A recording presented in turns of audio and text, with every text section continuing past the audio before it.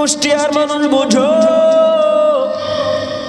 আল্লাহ তাআলা রমজানের রোজাটাকে আমার উপরে ফরজ বানাইছে একবারে না।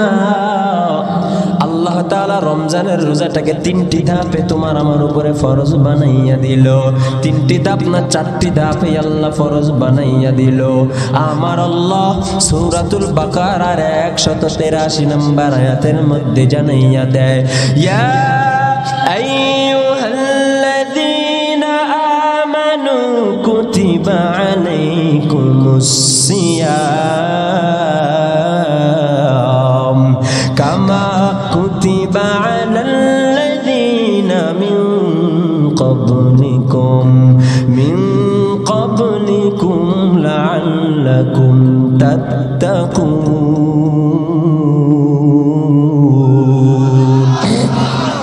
আল্লাহ বলে, হে ঈমানদারেরা শোনো, এই ভালো করে বুঝেন, আল্লাহ তাআলা সব জায়গায় মানুষদেরকে ঈমানদার বনিয়া ডাক দেয় না। সব সময় প্রতিটা আয়াতের মধ্যে আল্লাহ ঈমানদার বনিয়া ডাক দেয় না। তবে কুষ্টিয়ার মানুষেরা এই আয়াতের মধ্যে আল্লাহ ঈমানদার কেন বলছে জানো? তার জবাবটা বোঝার জন্য একটা মেসাল বুঝিয়া নাও। আগে আমার একটা প্রশ্নের উত্তর দাও, রোজাটা সাধারণ দৃষ্টিতে সহজ না কঠিন? রোজা সাধারণ দৃষ্টিতে বলছি আমি, একটু কঠিন না? কারণ রোজার নাম হলো আস-সাওমু ওয়াল ইমসাক মিনাশ শুরবি ওয়াত তাআম। তিনটা জিনিসের নাম রোজা। এই দুনিয়ার মানুষেরা সুবহ সাদেক থেকে নিয়া সূর্য অস্ত যাওয়া পর্যন্ত তিনটা জিনিস থেকে বিরত থাকার নাম রোজা। এক নম্বরে কোনো কিছু খাইতে পারবা না, দুই নম্বরে কোনো কিছু পান করতে পারবা না, তিন নম্বরে তুমি বিবির কাছে আগমন করতে পারবা না। কুষ্টিয়ার মানুষেরা সাধারণ দৃষ্টিতে রোজাটা বড় কঠিন। এখন একটা প্রশ্নের জবাব দিবা, ক্বালান নবী আলাইহিস সালাতু ওয়াস সালাম আল্লাহুম্মা সাল্লি আলা মুহাম্মাদিন ওয়া আনজিলহুল মাকআদাল মুকাররাবা ইনদাকা ইয়াওমাল কিয়ামাহ জাযাল্লাহু আন্না মুহাম্মাদাম মা হুয়া আহলুহু। आसमान ज़मीन लौह कलम जिसने बनाया, आसमान ज़मीन लौह कलम जिसने बनाया, उस ज़ात के इबादत के लिए हमको भिजाया, उस ज़ात के इबादत के लिए हमको भिजाया। माँ दर्द जहाँ गैर खुदा यार नदारीम, माँ दर्द जहाँ गैर खुदा यार नदारीम, जुज़िया दे खुदा हिच दिगर कार नदारीम, जुज़िया दे खुदा हिच दिगर कार नदारीम। ला इलाहा इल्लल्लाह, ला इलाहा इल्लल्लाह। সবাই মহিলাদের মতো নিম্ন সুরে পড়েন, লা ইলাহা।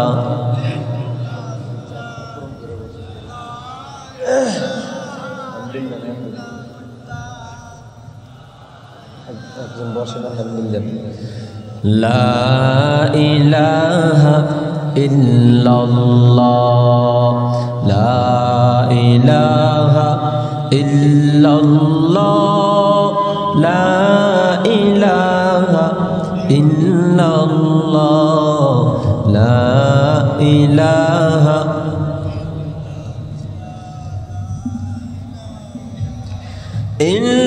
ইল্লাল্লাহু মুহাম্মাদুর রাসূলুল্লাহ। মন মাঝি খবরদার, আমার তোরি যেন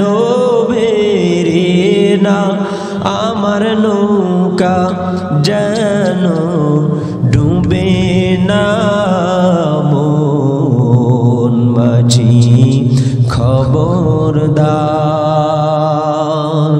3.5 হাত নৌকার খাঁচা মন মাঝি রে ঘন ঘন জোড়া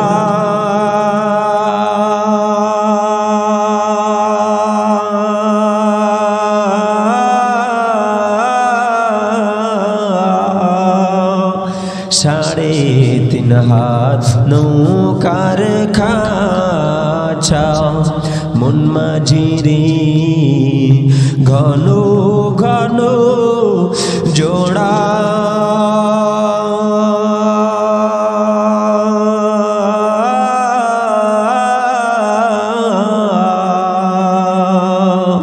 পিছন ফিরা চাইয়া দেখো রে সেই নৌকা খান বাইতে আমার তো হাড় হইল গোড়ারে মন মাঝি খবরদার। আলহামদুলিল্লাহ। তন্মধ্য হতে ছোট্ট একটি আয়াত আমি আপনাদের সামনে পাঠ করেছি, তেলাওয়াত করেছি। বিশ্বনবী সরদারে দো আলম নবী সাল্লাল্লাহু আলাইহি ওয়াসাল্লামের অসংখ্য অগণিত অমীয় বাণী হতে ছোট্ট একটি হাদিসের টুকরা আমি পাঠ করেছি। তেলাওয়াতকৃত আয়াত ও হাদিসের আলোকে নির্ধারিত সময়ের মধ্যে আল্লাহ তাআলা আমাকে ইখলাসের সাথে কিছু কথা বলবার মতো, আপনাদেরকে আমলের নিয়তে শুনবার মতো তৌফিক আল্লাহ উভয়কে দান করেন। বলেন আমিন। আরেকটু জোরে বলেন আমিন। নবী আমার সাহাবায়ে কেরামদেরকে বলেন, ও সাহাবায়ে কেরাম, ইযা মারারতুম বিরিয়াজিল জান্নাহ ফারতাউ, যখন তোমরা দুনিয়ায় জান্নাতের বাগানের পাশ দিয়ে যাবা একটু বসিও। সাহাবায়ে কেরাম বলে, ইয়া রাসূলুল্লাহ, দুনিয়ায় আবার জান্নাতের বাগান কোথা থেকে হলো? কারণ দল হলো দুইটা, একটা হলো ফারিকুন ফিল জান্নাহ, আরেকটা হলো ফারিকুন ফিস সাঈর। একদল হিজবুল্লাহ আর একদল হিজবুশ শয়তান। একদল যাবে জান্নাতে আর একদল যাবে জাহান্নামে। জান্নাতে কে যাবে?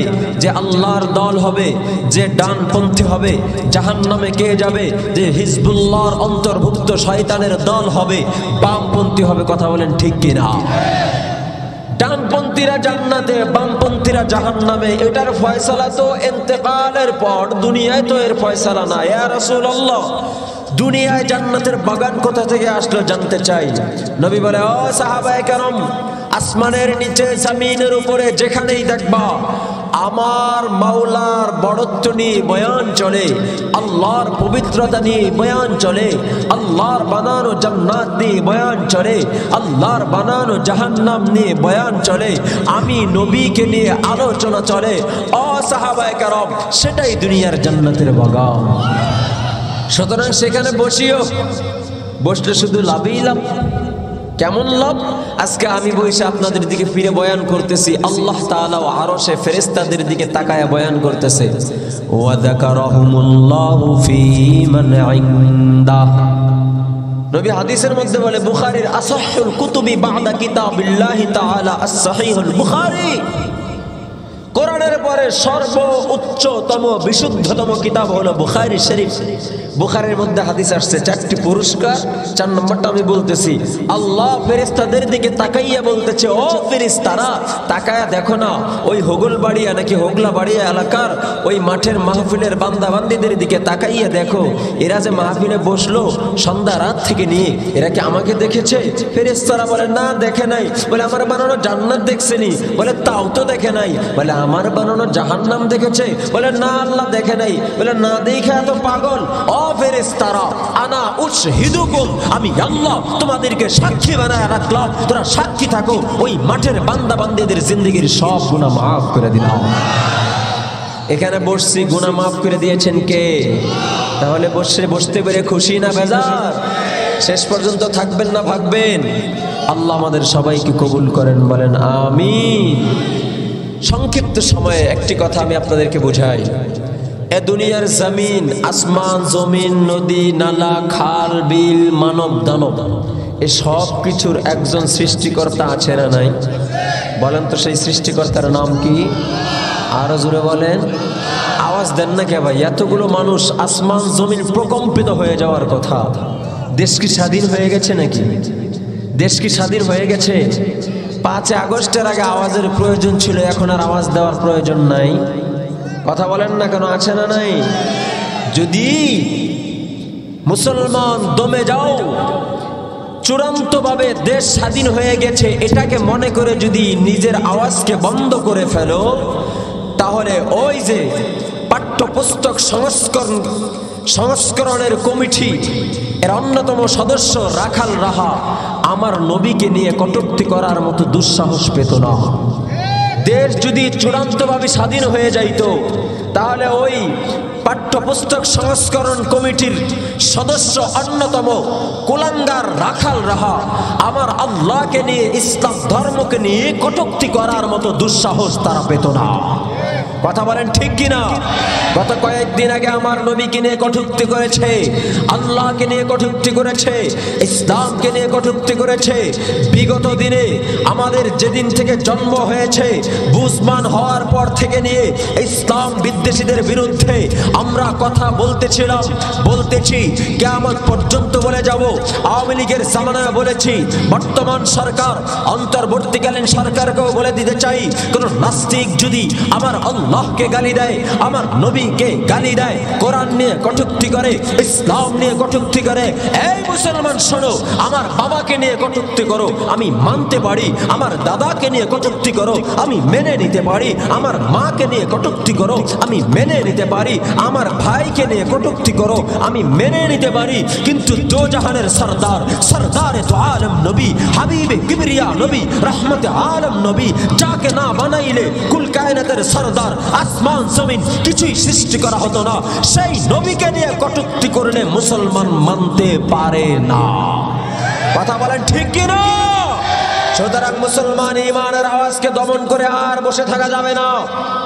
মুসলমান যদি বসে থাকো, নাস্তিক বেঈমানরা আবার সুযোগ সন্ধানী হয়ে সুযোগ খোঁজে, আবারও মাঠে নেমে তারা সুযোগকে কাজে লাগিয়ে ইসলামের বিরুদ্ধে এদেশটাকে দাদাবাবুর দেশের অঙ্গরাজ্য বানাবার দুঃস্বপ্ন দেখবে, আমেরিকার অঙ্গরাজ্য বানাবার দুঃস্বপ্ন দেখবে, চীন দেশের অঙ্গরাজ্য বানাবার দুঃস্বপ্ন দেখবে। মুসলমান 5 আগস্টে যেমন গণভবনের দিকে ফাইনাল খেলার জন্য সকলেই রওনা দিয়েছিল, সেই রওনা আজ পর্যন্ত তোমাদের থাকতে হবে।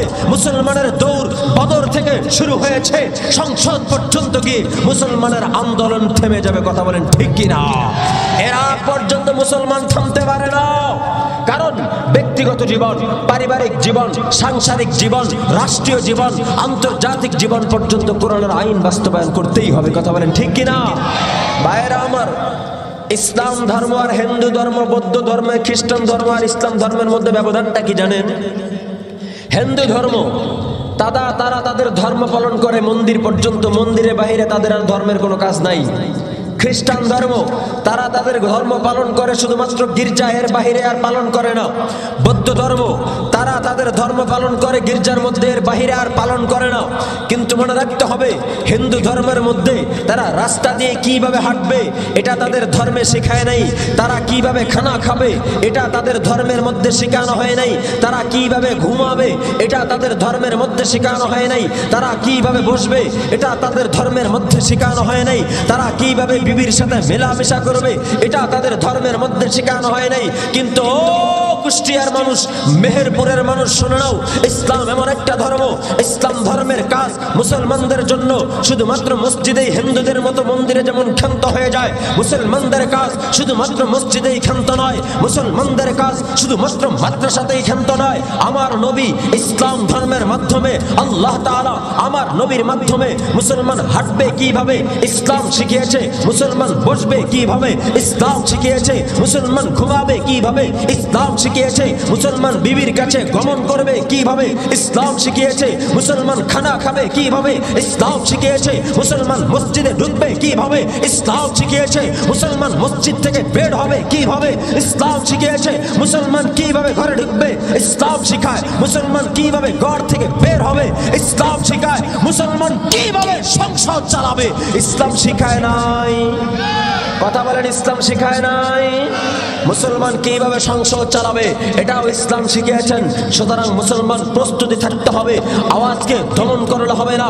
সংসদে কোরআনের আইন, ইসলামের আইন বাস্তবায়ন করার জন্য যদি আবারও রক্ত ঝরাইতে হয়, আবারও আবু সাইদের মতো রক্ত দিতে হয়, আবারও মুগ্ধর মতো রক্ত দিতে হয়, কারা কারা ওলামায়ে কেরামের ডাকে ইসলামী রাষ্ট্র কায়েম করার জন্য বিবিকে বিধবা বানাইতে পারবা, সন্তানকে এতিম বানাইতে পারবা, লিল্লাহি তাকবীর বলে দাঁড়ায় দেখাইতে হবে, দাঁড়ায় দেখাইতে হবে, দাঁড়ায় দেখাইতে হবে। নারায়ে তাকবীর, নারায়ে তাকবীর। সবাই হাত লাড়া দেন। কোরআন সুন্নাহর আলো ঘরে ঘরে জালো। হাত লাড়া দেন, আকাশ জমিন প্রকম্পিত করে আওয়াজ দিবেন, লিল্লাহি তাকবীর, লিল্লাহি তাকবীর।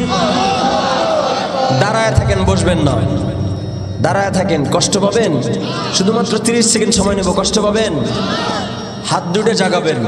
যখন আমি আঙ্গুলটা উঠাবো তখন একটা আওয়াজ দিবেন। বলেন তো কি? ঠিক বলে আওয়াজ দিবেন। কি বলে আওয়াজ দিবেন? ঠিক বলে আওয়াজ দিবেন। বলেন, ইসলাম রক্ত ঝরানোর পরে সমস্ত দেশের মধ্যে, সমস্ত ইসলামী কান্ট্রিগুলোর মধ্যে প্রত্যেক কারবালার পরে ইসলাম বিজয় লাভ করেছে। কথা বলেন ঠিক কিনা? বাংলাদেশেও ইসলামকে বিজয় করার জন্য রক্ত ঝরানোর প্রয়োজন আছে না নাই? বিপ্লব মানে জীবন দেয়া বসে থাকা নয়, সে কোনোদিন আসবে না রে করো যদি ভয়। বিপ্লব মানে জীবন দেয়া বসে থাকা নয়, সে কোনোদিন আসবে না রে করো যদি ভয়। আসবে বিজয় রক্ত আর জীবনের বিনিময়। কথা কয় না, মনে নাই? আসবে বিজয় রক্ত আর জীবনের বিনিময়। বিপ্লব মানে জীবন দেয়া বসে থাকা নয়, সে কোনোদিন আসবে না রে করো যদি ভয়।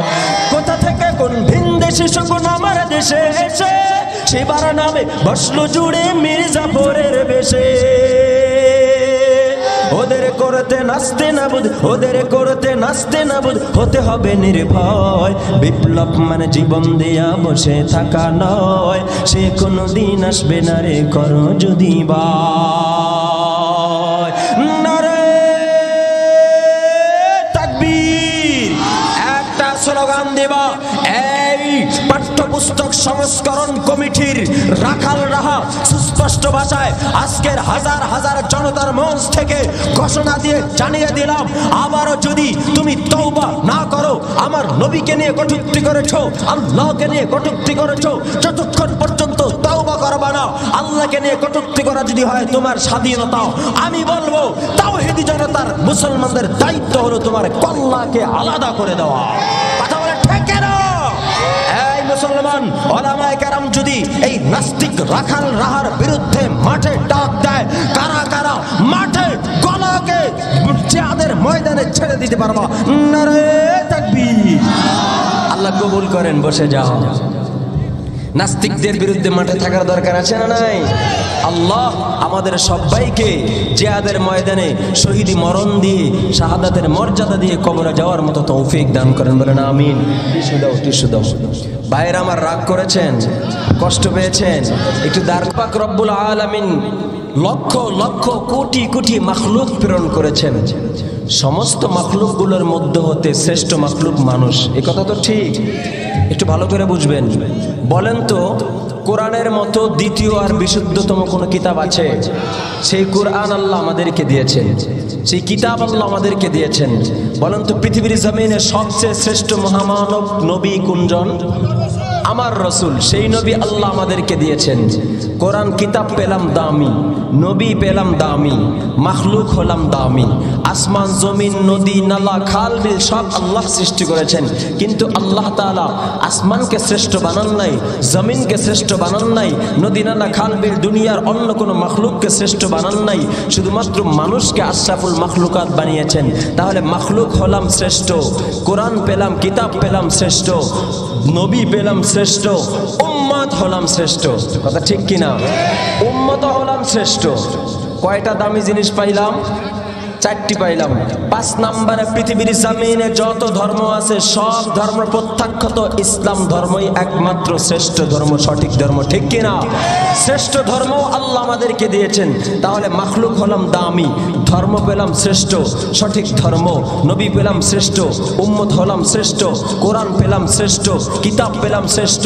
5টা জিনিস দিয়ে আল্লাহ আমাদেরকে দামি বানিয়েছেন, কিন্তু মুসলমান নিজের মূল্য ধরে রাখতে পারে না। কথা বলেন ঠিক কিনা? মুসলমান নিজের দাম নিজে হারিয়ে ফেলেছে, নিজের মূল্য নিজে হারিয়ে ফেলেছে।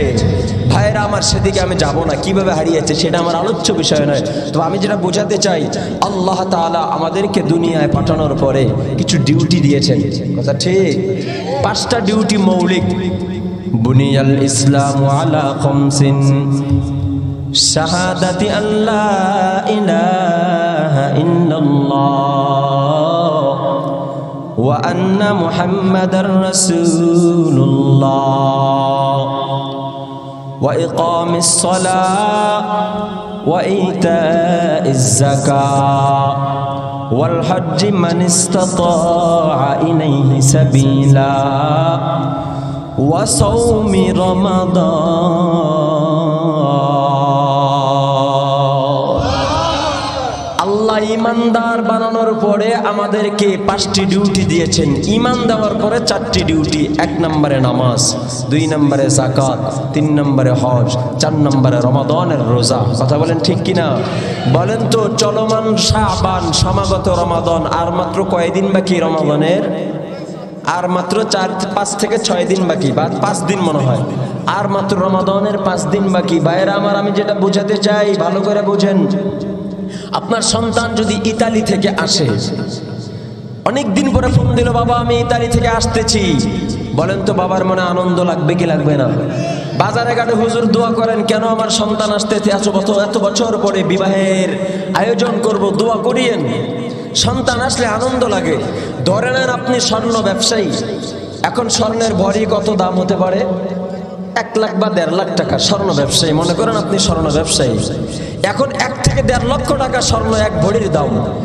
বিশ্ব ব্যাংক যদি এলান করে আগামী 5 দিন পরে স্বর্ণ প্রতি ভরি মূল্য হবে 1.5 কোটি টাকা, বলেন তো স্বর্ণ ব্যবসায়ীর অন্তরের মধ্যে কেমন আনন্দ লাগবে? কঠিন আনন্দ লাগবে কি লাগবে না? কথা বলে না, লাগবে নি? ভাইয়েরা আমার, বাজারে যান, যা দেখেন দোকানদার বুট প্রস্তুতি করছে, দোকানদার পেঁয়াজের দোকানদার আটা স্টক করছে, জিলাপি বুন্দিয়ার দোকানদার আটা স্টক করছে, খেজুর ফলের দোকানদার খেজুর স্টক করছে। বাজান ভাইজান, এগুলো স্টক করার কারণ কি?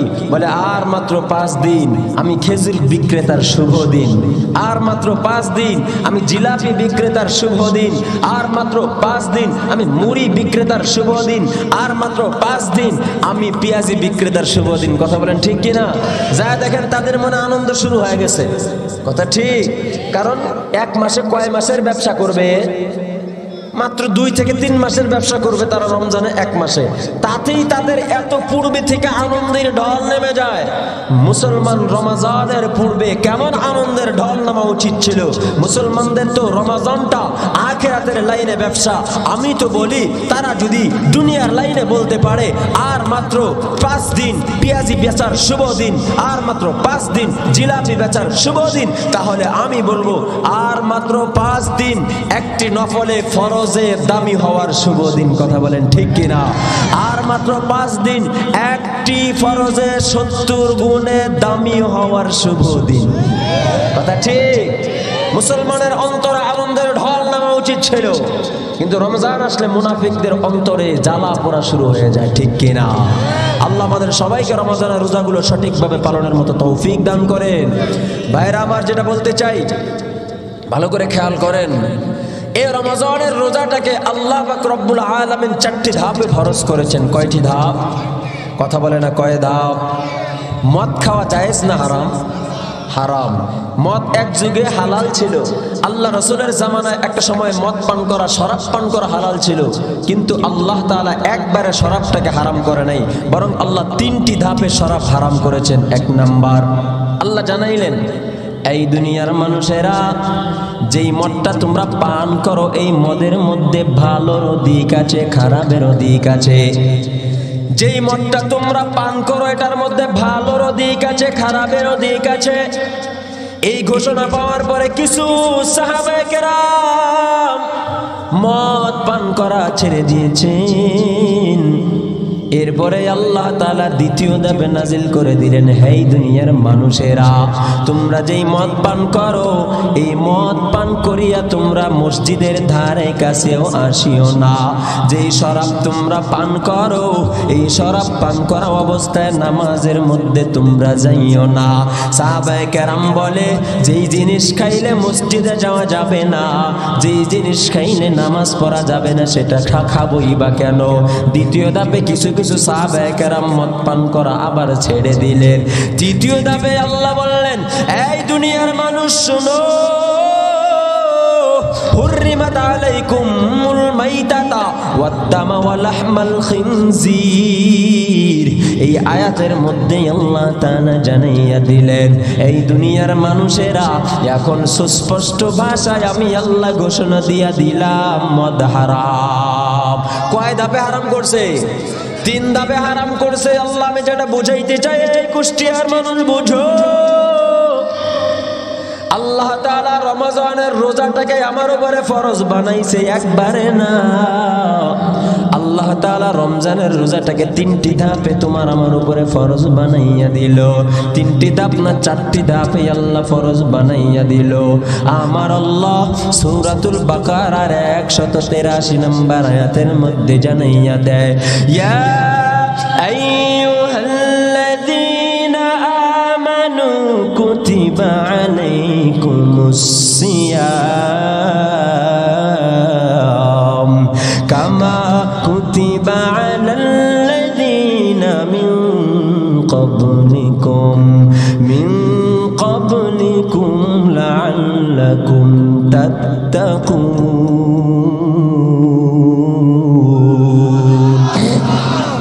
আল্লাহ বলে, হে ঈমানদারেরা শোনো, এই ভালো করে বুঝেন, আল্লাহ তাআলা সব জায়গায় মানুষদেরকে ঈমানদার বনিয়া ডাক দেয় না।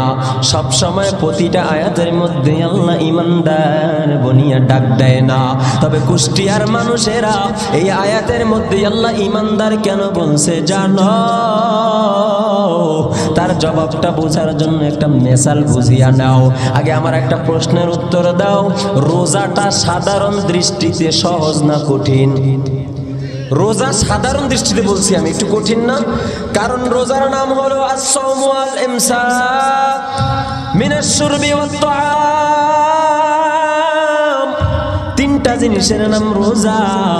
এই দুনিয়ার মানুষেরা, সুবহ সাদেক থেকে নিয়া সূর্য অস্ত যাওয়া পর্যন্ত 3টা জিনিস থেকে বিরত থাকার নাম রোজা। 1 নম্বরে কোনো কিছু খাইতে পারবা না, 2 নম্বরে কোনো কিছু পান করতে পারবা না, 3 নম্বরে তুমি বিবির কাছে আগমন করতে পারবা না। কুষ্টিয়ার মানুষেরা, সাধারণ দৃষ্টিতে রোজাটা বড় কঠিন।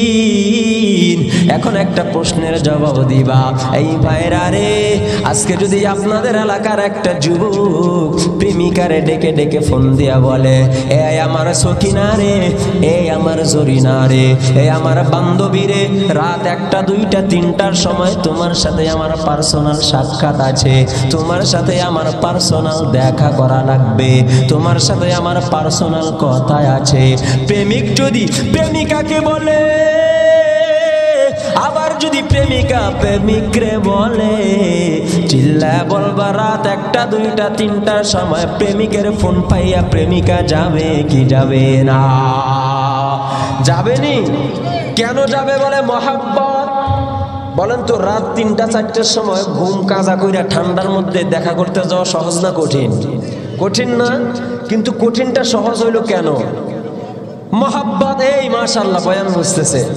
মোহাব্বতের কারণে রাত 3টার সময় ঘুমকে ঘুম মনে করে নাই, মহব্বতের কারণে আরামের ঘুম হারাম বানাইছে যুবক, মহব্বতের কারণে আরামের ঘুমকে হারাম বানাইয়া ফেললো যুবতীরা। এমন যুবক যুবতী সমাজে আছে না নাই?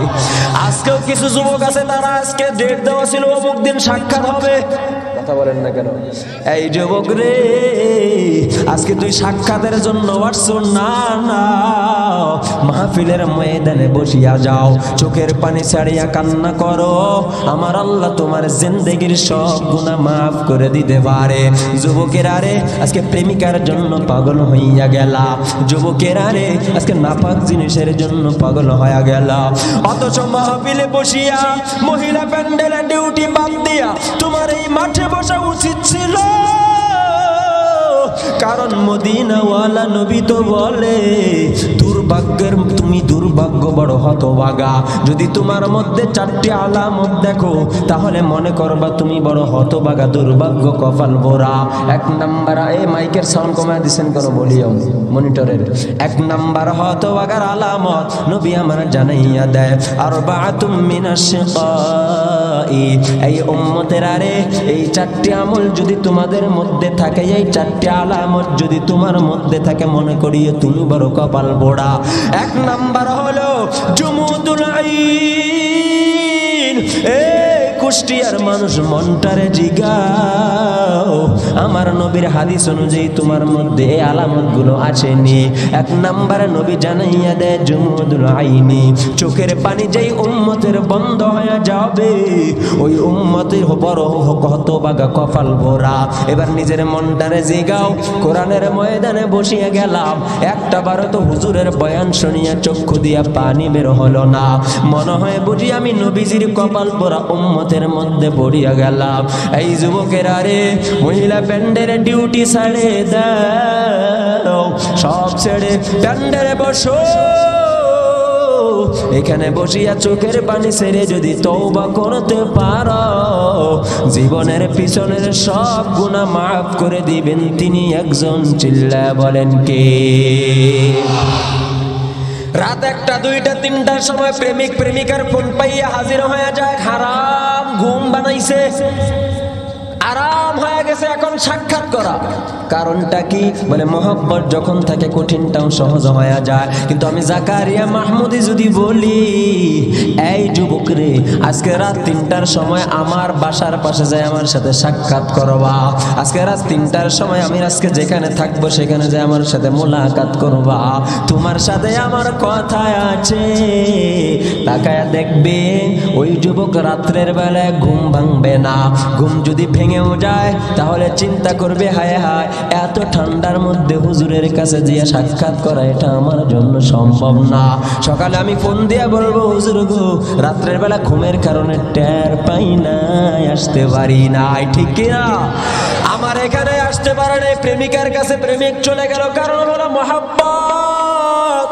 ফাইনাল রেজাল্ট হলো মহব্বত যেখানে থাকে সেখানে হাজারো কঠিন জিনিসটা সহজ হয়ে যায়। আজ মহব্বত তলখে হাসিরি সওয়াদ, আজ মহব্বত রঞ্জে হারা হাত সওয়াদ।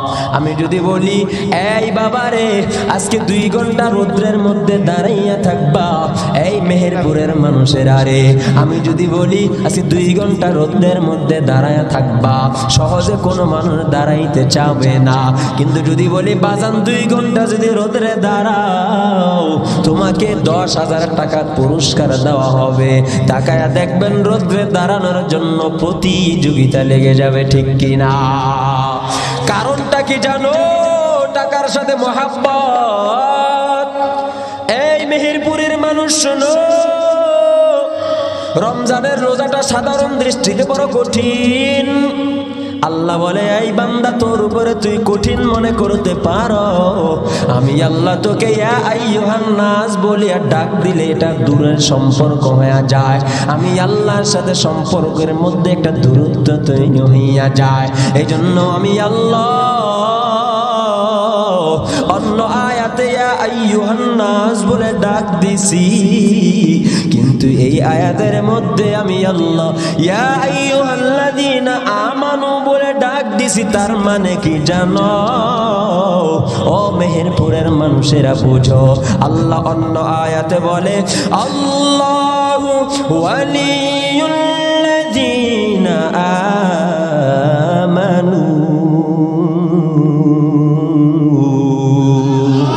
আল্লাহ বলে যারা আখিরাতের উপরে বিশ্বাস করবে তারা আমার বন্ধু, যারা কিয়ামতের দিনের উপরে বিশ্বাস করবে তারা আমার বন্ধু, যারা কবরের আযাবের উপরে বিশ্বাস করবে তারা আমার বন্ধু, যারা আমি আল্লাহর বিশ্বাস করবে তারা আমার বন্ধু। এক কথায় যারা সব 8টি জিনিসের উপরে ঈমান আনবে তারা আমার বন্ধু। দোস্তরা আমার, আল্লাহ বলে এই জায়গায় আমি তোদেরকে মানুষ বলে ডাক দেই নাই, আমি আল্লাহ রোজা নামক কঠিন জিনিসটাকে সর্বপ্রথম বন্ধুত্বের দোহাই দিয়া হালকা করিয়া দিলাম। কারণ কঠিনটা বন্ধুত্বের সম্পর্ক থাকলে সহজ হয়ে যায়। এ যুবক, আজকে যদি তোমার বন্ধু একটা কঠিন কাজের কথা বলে তোমার কাছে সহজ, কারণ মহাব্বত থাকলে কঠিনটা বান্দার কাছে সহজ হয়ে যায়। মহাব্বত যদি না থাকে সহজটাও বান্দাদের জন্য কঠিন হয়ে যায়। আল্লাহ বলে ইয়া আইয়ুহাল্লাযীনা আমানু, হে ঈমানদার গণের অর্থ এটা না। তাসাউফের লাইনের মুফাসসিরিন কেরামের ব্যাখ্যা করিয়া দিলেন, হে ঈমানদারের অর্থ হলো আল্লাহ কেমন যেন ডাক দিয়া বলে, হে আমার বন্ধুরা। আল্লাহু আকবার। আল্লাহ বন্ধু বলে ডাকছে, বন্ধু। এ দুনিয়ার মানুষ, রোজা নামক কঠিন জিনিসটাকে আমি আল্লাহ বন্ধু বলিয়া তোর জন্য সহজ করে দিলাম। আল্লাহু আকবার। শুধু তা না, ভালো করে বুঝো। কুতিবা আলাইকুমুস সিয়াম কামা কুতিবা আলাল্লাযীনা মিন ক্বাবলিকুম। বন্ধুরা আমার, একটু ভালো করে বুঝিয়া নাও, দিলের কানটা লাগাইয়া শোনো। মানুষকে যদি কোনো একটা কাজের জন্য আদেশ দেওয়া হয়, আপনি একটা মিস্ত্রিকে একটা ঘর বানানোর জন্য বলবেন, একটা মিস্ত্রিকে একটা চেয়ার বানানোর জন্য বলবেন। ওই মিস্ত্রিকে যখন বলবেন, রে মিস্ত্রি ভাই আমাকে একটা চেয়ার বানায় দাও, মিস্ত্রি তখন তার ব্যাকগ্রাউন্ডের দিকে দেখবে, আমার ব্যাকগ্রাউন্ডে এমন কোন চেয়ার বানানো আছে না নাই, আমার ব্যাকগ্রাউন্ডে এমন কোন ঘর বানানো আছে না নাই, আমার ব্যাকগ্রাউন্ডে এমন কোন খাট আর টেবিল বানানো আছে না নাই, ঠিক কিনা? মানুষের জন্য কোনো কাজ সহজ হয়ে যায় ব্যাকগ্রাউন্ডে সেটা দৃষ্টান্ত থাকলে। ব্যাকগ্রাউন্ডে যদি দৃষ্টান্ত না থাকে তাহলে সেটা তার জন্য কঠিন হয়ে যায়। আল্লাহ বলে, এই আমার বন্ধুরা ভালো করে শুনবা, আমি আল্লাহ এক নম্বরে বন্ধুর পরিচয় দিয়া রোজা নামক কাজটাকে সহজ করিয়া দিলাম। 2 নম্বরে আমি আল্লাহ তোকে পূর্বের দৃষ্টান্ত পেশ করিয়া রোজার কাজটারে সহজ করিয়া দিলাম। কেমন পূর্বের দৃষ্টান্ত জানো? কামা কুতিবা আলাল্লাযীনা মিন ক্বাবলিকুম। আল্লাহ বলে, তুই তোর ব্যাকগ্রাউন্ডের দিকে তাকাইয়া দেখ, তোর বাবার উপরেও রোজা ফরজ ছিল, তোর দাদার উপরেও রোজা ফরজ ছিল, তোর 14 পুরুষের উপরে এই রোজাকে ফরজ করা হয়েছিল। শুধু তা না, তোর আগের যত নবী আছে সব নবীর উম্মতের দিকে তাকা, কত নবীর উম্মতের উপরে আমি আল্লাহ মাসে একটা করিয়া রোজা ফরজ করিয়া দিলাম। আবার কোন নবীর উপরে, নবীর উম্মতের উপরে আমার আল্লাহ মাসে 3টি করিয়া রোজা ফরজ করিয়া দিল। আরে মেহেরপুরের মানুষ শোনো, আল্লাহ বলে কামা কুতিবা আলাল্লাযীনা মিন ক্বাবলিকুম। আয়াতের 2য় অংশে আল্লাহ জানাইয়া দেয়, আমি আল্লাহ শুধু তোর উপরে রোজাটারে ফরজ বানাইছি এমন না, তোর আগের উম্মতের উপরে ওই রোজা ফরজ করা ছিল, ঠিক কিনা?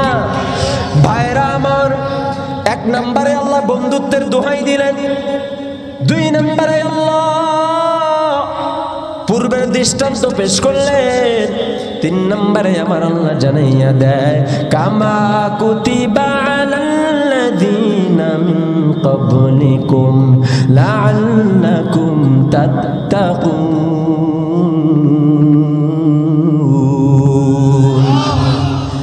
প্রধানমন্ত্রী অন্তর্বর্তীকালীন সরকার ডক্টর ইউনূস যদি বলে, আজকে রাত্রের মধ্যে যে আমার ঢাকার রাজধানীর বুকে হাজিরা দিবে, আমি ডক্টর ইউনূস তারে বন্ধু বানায় নিব। প্রধানমন্ত্রী, দেশের প্রধানমন্ত্রী, সরকার মহোদয় যদি বলে এই কাজটা যে করতে পারবে আমি তারে বন্ধু বানায় নিব, বলেন তো ঢাকায় যাওয়ার জন্য কোনো গাড়ির সিট খুঁজে পাওয়া যাবে না, ঠিক কিনা? কারণ প্রতিযোগিতা প্রধানমন্ত্রীর বন্ধু হওয়ার জন্য। কারণ প্রধানমন্ত্রীর বন্ধু যে হইতে পারবে তার কোনো টেনশন থাকে না। সমাজের যে এমপির বন্ধু হইতে পারে তার কোনো পেরেশানি থাকে না। সমাজের যে চেয়ারম্যানের বন্ধু হয়ে যায় তার কোনো পেরেশানি থাকে না। কারণ চুরি করিয়া ধরা পড়লে চেয়ারম্যানের দোহাই দিয়ে ক্ষমা হয়ে যায়, চুরি করিয়া ধরা পড়লে এমপির দোহাই দিয়ে ক্ষমা হয়ে যায়। এমন স্বজন প্রীতি করেনেওয়ালা জনপ্রতিনিধি আমগো সমাজে আছে না নাই? নেতাদের মোবাইলে হ্যালোর বলে, সন্ত্রাসী চাঁদাবাজে থাকে না জেলে, কথা কয় না? নেতাদের মোবাইলে হ্যালোর বলে, সন্ত্রাসী চাঁদাবাজে থাকে না জেলে। এসো হাতে হাত দাও সকলেই এক হও, এসো হাতে হাত দাও সকলেই এক হও, ফিরিয়ে আনতে গরিবের অধিকার। গল্প বলি শোনো সকলে বার, যে কথা বলতে ভয় লাগে না আমার। ভয় করে কি হবে, মরতেই তো হবে, ভয় করে কি হবে, মরতেই তো হবে। শহীদি মরণ শুধু কামনা সবার। গল্প বলি শোনো সকলে বার, যে কথা বলতে ভয় লাগে না আমার। দুর্নীতি অবিচারে দেশটা ভরা, জাতির নেতারা আজ নীতিহারা। দুর্নীতি অবিচারে দেশটা ভরা, জাতির নেতারা আজ নীতিহারা। এসো হাতে হাত দাও সকলেই এক হও, দুর্নীতি দমনে এসো এক ভবনে। দুর্নীতি দমনে এসো এক ভবনে, বাতিলের সয়লাভ রুখবে এবার। গল্প বলি শোনো সকলে এবার, যে কথা শুনতে ভয় লাগে না সবার। এমন নেতা যারা নেতার বন্ধু হয়ে যাবে তাদের সদ্গুণ মাফ হয়ে যায়। এই জন্য প্রধানমন্ত্রীর বন্ধু হওয়ার জন্য মানুষ পাগল হয়ে যায়। এই জন্য চেয়ারম্যানের বন্ধু হওয়ার জন্য মানুষ বড় পাগল। এই মেহেরপুরের মানুষেরা জবান খুলিয়া বলবা, সরকারের বন্ধু হওয়ার জন্য পাগল, চেয়ারম্যানের বন্ধু হওয়ার জন্য পাগল, এমপির বন্ধু হওয়ার জন্য পাগল। এই দুনিয়ায় আমার সরকারেরও একজন সরকার আছে, চেয়ারম্যানেরও একজন চেয়ারম্যান আছে, এমপিরও একজন এমপি আছে। চিল্লা বলবা তিনি একজন, বলো কে? চিল্লা এবার বলো যে আল্লাহকে বন্ধু বানায় নিবে তার কোনো পেরেশানি থাকবে? তার পেরেশানি থাকবে? প্রধানমন্ত্রী যদি অফার দেয় কাজটা করলে আমি বন্ধু বানায় নিব, এই মেহেরপুরের মানুষেরা বলো, আমার আল্লাহ এই আয়াতের মধ্যে 3 নম্বর অংশে জানাইয়া দেয়, লাআল্লাকুম তাত্তাকুন। আরে বান্দারা রে, তোরা যদি রমজানের রোজাগুলো পালন করে নাও, আমি আল্লাহ তোদেরকে বন্ধু বানায় দিব। শুধু বন্ধু না, শুরুতে আমি আল্লাহ বন্ধু বনিয়া ডাক দিয়া দিছি, এখানে আমি আল্লাহ জানায়া দিলাম তোদেরকে খাঁটি বন্ধু বানায়া দিব।